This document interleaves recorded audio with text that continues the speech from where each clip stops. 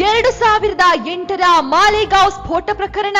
BJP ಮಾಜಿ ಸಂಸದೆ ಪ್ರಜ್ಞಾ ಸಿಂಗ್ ಠಾಕೂರ್ಗೆ ಗಲ್ಲು ಶಿಕ್ಷೆ. ಮುಂಬೈ ವಿಶೇಷ ನ್ಯಾಯಾಲಯಕ್ಕೆ ಎನ್ಐಎ ಮನವಿ. ಪ್ರಜ್ಞಾ ಸೇರಿ 7 ಆರೋಪಿಗಳಿಗೆ ಗಲ್ಲು ಶಿಕ್ಷೆ ವಿಧಿಸಲು ಆಗ್ರಹ.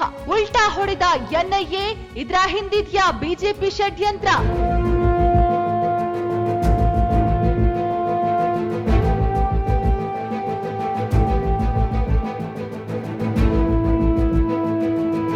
ಹೌದು, 2008ರ ಮಾಲೇಗಾಂವ್ ಸ್ಫೋಟ ಪ್ರಕರಣದ ಮಾಸ್ಟರ್ ಮೈಂಡ್ ಆರೋಪಿ ಸಾಧ್ವಿ ಪ್ರಜ್ಞಾ ಸಿಂಗ್ ಠಾಕೂರ್ಗೆ ಗಲ್ಲು ಶಿಕ್ಷೆ ನೀಡಲು ರಾಷ್ಟ್ರೀಯ ತನಿಖಾ ದಳ ಅಂದ್ರೆ ಎನ್ಐಎ ಮುಂಬೈ ವಿಶೇಷ ನ್ಯಾಯಾಲಯಕ್ಕೆ ಮನವಿ ಮಾಡಿದೆ.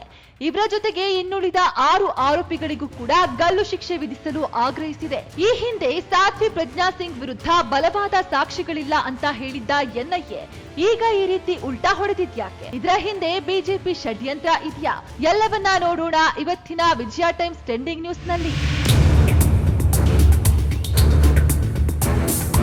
ಮುಸ್ಲಿಮರೆಲ್ಲ ಭಯೋತ್ಪಾದಕರಲ್ಲ, ಆದ್ರೆ ಭಯೋತ್ಪಾದಕರೆಲ್ಲ ಮುಸ್ಲಿಮರು ಎನ್ನುವ ಮಾತು ಸದಾ ಚರ್ಚೆಯಲ್ಲಿರುತ್ತೆ. ಆದ್ರೆ ಭಯೋತ್ಪಾದಕರಿಗೆ ಭಯೋತ್ಪಾದನೆಗೆ ಯಾವುದೇ ಧರ್ಮ ಇಲ್ಲ.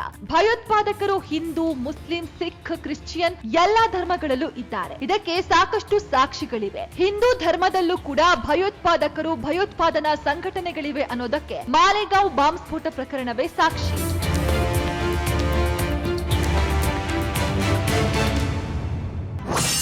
ಸಾಧ್ವಿ ಪ್ರಜ್ಞಾ ಸಿಂಗ್ ಠಾಕೂರ್ಗೆ ಗಲ್ಲು ಶಿಕ್ಷೆ. 2008ರಲ್ಲಿ ಮಹಾರಾಷ್ಟ್ರದ ಮಾಲೇಗಾಂವ್ನಲ್ಲಿ ನಡೆದ ಭೀಕರ ಬಾಂಬ್ ಸ್ಫೋಟದಲ್ಲಿ ಬಿಜೆಪಿಯ ಮಾಜಿ ಸಂಸದೆ ಸಾಧ್ವಿ ಪ್ರಜ್ಞಾ ಸಿಂಗ್ ಠಾಕೂರ್ ಸಿಂಗ್ ಪ್ರಮುಖ ಆರೋಪಿಯಾಗಿ ಅರೆಸ್ಟ್ ಆಗಿದ್ರು. ಈ ಸ್ಫೋಟದಲ್ಲಿ 6 ಜನ ಬಲಿಯಾಗಿ 100ಕ್ಕೂ ಹೆಚ್ಚು ಜನ ಗಂಭೀರವಾಗಿ ಗಾಯಗೊಂಡಿದ್ರು. ಈ ಪ್ರಕರಣದಲ್ಲಿ ಸಾಧ್ವಿ ಪ್ರಜ್ಞಾ ಸಿಂಗ್ ಜೊತೆಗೆ ಇನ್ನುಳಿದ 6 ಮಂದಿ ಆರೋಪಿಗಳಾದ ಕರ್ನಲ್ ಪ್ರಸಾದ್ ರೋಹಿತ್, ಮೇಜರ್ ರಮೇಶ್ ಉಪಾಧ್ಯಾಯ, ಅಜಯ್ ರಾಹಿತ್ಕರ್, ಸಮೀರ್ ಕುಲಕರ್ಣಿ, ಸ್ವಾಮಿ ದಯಾನಂದ ಪಾಂಡೆ, ಸುಧಾಕರ್ ಚತುರ್ವೇದಿಯನ್ನು ಕೂಡ ಅರೆಸ್ಟ್ ಮಾಡಲಾಗಿತ್ತು. ಇದೀಗ ಎನ್ಐಎ ಈ 7 ಮಂದಿ ಆರೋಪಿಗಳಿಗೆ ಗಲ್ಲು ಶಿಕ್ಷೆ ವಿಧಿಸಬೇಕು ಎಂದು ಮುಂಬೈನ ವಿಶೇಷ ನ್ಯಾಯಾಲಯಕ್ಕೆ ಮನವಿ ಮಾಡಿದೆ.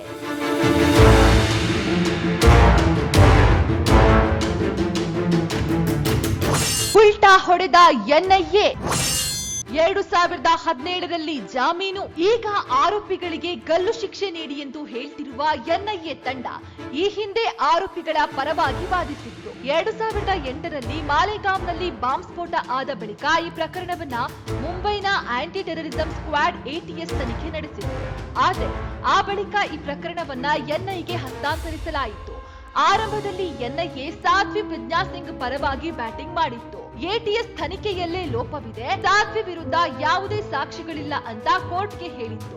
ಇದೀಗ ಇದೇ ಎನ್ಐಎ ಸಾಧ್ವಿ ವಿರುದ್ಧ ಮತ್ತು ಆಕೆಯ ತಂಡದ ವಿರುದ್ಧ ಬಲವಾದ ಸಾಕ್ಷಿ ಇದೆ, ಪುರಾವೆ ಇದೆ. ಹಾಗಾಗಿ ಇವರಿಗೆ ಗಲ್ಲು ಶಿಕ್ಷೆ ನೀಡಬೇಕು ಎಂದು ವರದಿ ನೀಡಲು ಒತ್ತಾಯಿಸಿದೆ. ಹಾಗಾದ್ರೆ ಈ ಹಿಂದೆ ಸಿಗಲಾರದ ಸಾಕ್ಷಿ ಈಗ ಸಿಕ್ಕಿದ್ಯಾ? ಬಿಜೆಪಿ ವಿರುದ್ಧ ಸಾಧ್ವಿ ಏನಾದ್ರೂ ತಿರುಗಿ ಬಿದ್ರ ಅಥವಾ ಬಿಜೆಪಿಯಲ್ಲೇನಾದ್ರೂ ಆಂತರಿಕ ಕಲಹ ಶುರುವಾಗಿದ್ಯಾ ಅನ್ನುವ ಪ್ರಶ್ನೆ ಈಗ ಹೆಚ್ಚಿನವರನ್ನ ಕಾಡಲಾರಂಭಿಸಿದೆ.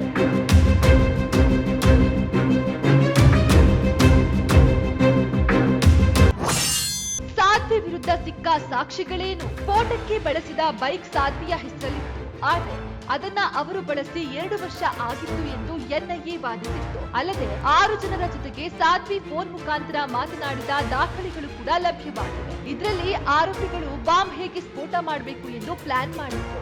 ಆದ್ರೆ ಮೊದಲು ಇವರ ವಿರುದ್ಧ ಹೇಳಿಕೆ ನೀಡಿದವರೆಲ್ಲ ಆಮೇಲೆ ಉಲ್ಟಾ ಹೊಡೆದರು. ಆಗ ನ್ಯಾಯಾಲಯದಲ್ಲಿ ಇವರ ವಿರುದ್ಧ ಯಾವುದೇ ಸಾಕ್ಷಿಗಳು ಇರಲಿಲ್ಲ. ಅಲ್ಲದೆ ಸಾಧ್ವಿ ಮಾರಣಾಂತಿಕ ಕಾಯಿಲೆ ಕ್ಯಾನ್ಸರ್ನಿಂದ ಬಳಲುತ್ತಿದ್ದಾರೆ ಎನ್ನುವ ಕಾರಣ ಅನಾರೋಗ್ಯದ ಗ್ರೌಂಡ್ ಮೇಲೆ ಅವರಿಗೆ 2017ರಲ್ಲಿ ನ್ಯಾಯಾಲಯ ಜಾಮೀನು ನೀಡಿತ್ತು.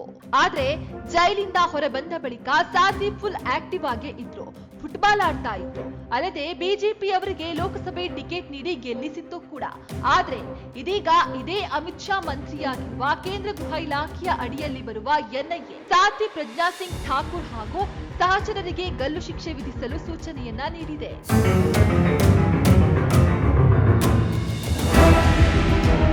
ಈ ಬೆಳವಣಿಗೆ ಪಹಲ್ಗಾಮ್ ಉಗ್ರಗಾಮಿ ದಾಳಿಯ ಹಿನ್ನೆಲೆಯಲ್ಲಿ ಅತ್ಯಂತ ಮಹತ್ವದ ಪಾತ್ರ ವಹಿಸುತ್ತಿವೆ. ಹಿಂದೂ ಉಗ್ರಗಾಮಿ ಸಂಘಟನೆಯು ಮಾಡಿರುವ ಈ ಬಾಂಬ್ ಸ್ಫೋಟ ಪ್ರಕರಣದ ಆರೋಪಿ ಸಾಧ್ವಿ ಪ್ರಜ್ಞಾ ಸಿಂಗ್ ಠಾಕೂರ್ ಹಾಗೂ ಇತರರಿಗೆ ನಿಜವಾಗ್ಲೂ ಗಲ್ಲು ಶಿಕ್ಷೆ ಆಗುತ್ತಾ ಇಲ್ವಾ? ಈ ಪ್ರಶ್ನೆಗಳಿಗೆ ಮುಂಬೈ ವಿಶೇಷ ನ್ಯಾಯಾಲಯ ತೀರ್ಪು ಉತ್ತರ ಕೊಡಲಿದೆ. ಸೌಜನ್ಯ, ವಿಜಯ ಟೈಮ್ಸ್, ಬೆಂಗಳೂರು.